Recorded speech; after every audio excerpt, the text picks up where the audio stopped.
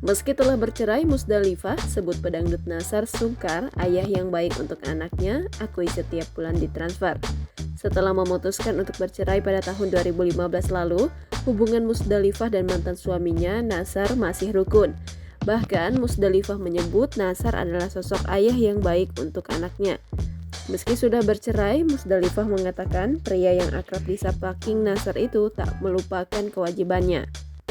Setiap bulan Nasar tak pernah lupa memberikan uang kepada Musdalifah untuk keperluan buah cinta mereka.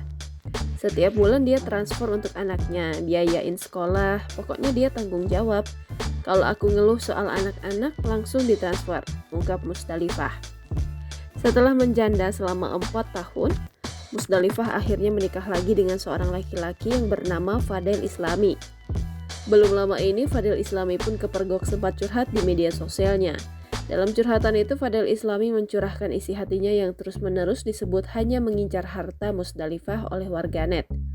Hal itu dengan cepat dibantah oleh wanita 44 tahun tersebut. Bingung ya sama netizen, Mas Fadel kan orangnya apa adanya, ungkap Musdalifah.